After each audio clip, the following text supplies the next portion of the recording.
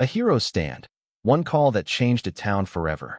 The fluorescent lights of Millie's diner flickered as blood trickled down James Carter's face. 3 police officers stood over him, their laughter echoing in the quiet room. Call someone who cares, one sneered. James's trembling fingers dialed a number, and a commanding voice answered. General Thompson speaking. The diner fell silent. The officers' smirks vanished as their body cameras recorded everything. What began as a routine meal would unravel a web of corruption, expose a town's darkest secrets, and ignite a fight for justice that no one saw coming. James Carter, a 52-year-old Black Marine veteran, had served his country with honor for 12 years.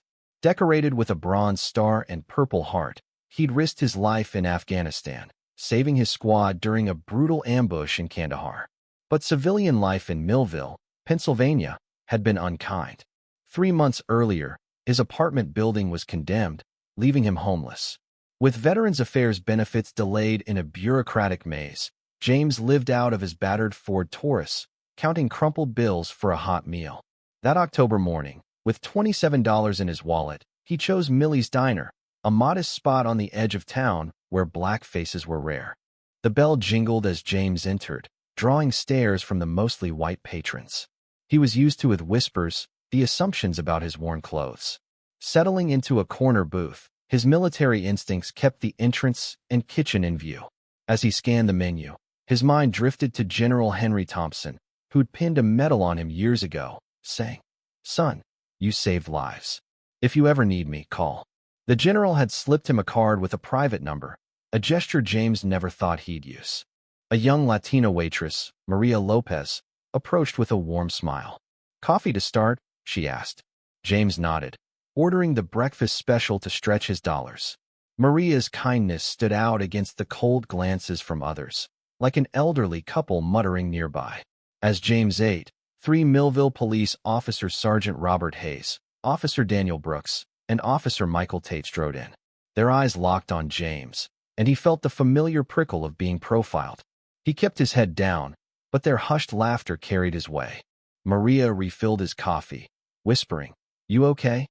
James nodded, but tension coiled in his chest. As he calculated a tip from his dwindling funds, Hayes approached, hand on his holster. "ID," he barked, skipping pleasantries. "May I ask why?" James replied calmly, his Marine discipline kicking in. "You match a description," Hayes said flatly, as Brooks and Tate flanked the booth, boxing him in. The diner went quiet, patrons watching like spectators at a grim play. Maria, sensing trouble, discreetly aimed her phone to record. James handed over his ID, explaining he was a veteran between homes, waiting on VA benefits. Hayes snorted. "Veteran, huh? Sure, and I'm the governor." Brooks chuckled. "Every bum claims they served." When Hayes accidentally spilled water into James's lap, James stood to avoid soaking his only clean pants. "Sit down," Tate shouted, as if James had lunged. In seconds, they slammed him to the floor, splitting his cheek. Blood pooled as Hayes planted a baggie of drugs in James's jacket, crowing, "What's this, war hero?" "That's not mine," James protested, cuffed and bleeding. Maria's video captured the plant, her hands shaking but steady. Millie Turner, the diner's owner, pleaded, "Is this necessary?" But Hayes ignored her. The officers dragged James to their cruiser, his scattered wallet revealing his military ID, which Brooks kicked under the table. As the door slammed, James caught Maria's determined gaze, her phone still rolling. At the Millville police station, James sat handcuffed in a stark interrogation room, his cheek untreated. After 2 hours, Hayes, Brooks, and Tate entered smug. Drug possession, resisting arrest, disorderly conduct. Hayes listed, claiming a fake prior record. James denied it, accusing them of planting evidence. Brooks laughed. "Who's gonna believe you over us?" They slid a phone across. "One call. Go on, call someone who cares." James dialed General Thompson's number, expecting a deadline. To his shock, a secretary answered, then patched him through. "Thompson speaking. Carter, is that you?" James explained the arrest, the planted drugs, the threats. The officer's amusement faded as Thompson's voice boomed. "Put an officer on now." Hayes took the phone, paling as Thompson identified himself as Deputy Joint Chiefs of Staff.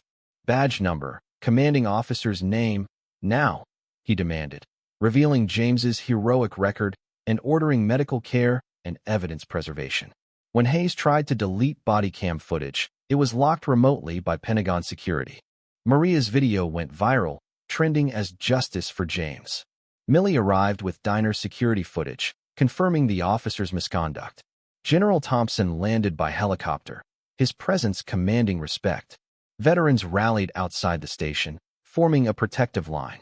Captain Laura Mitchell from JAG Corps took charge, uncovering a pattern of targeting minorities. Chief Thomas Reed, shamed by Thompson's reminder of their shared past, handed over secret files exposing years of buried complaints. The town split. Supporters of James, Maria, and Millie faced retaliation.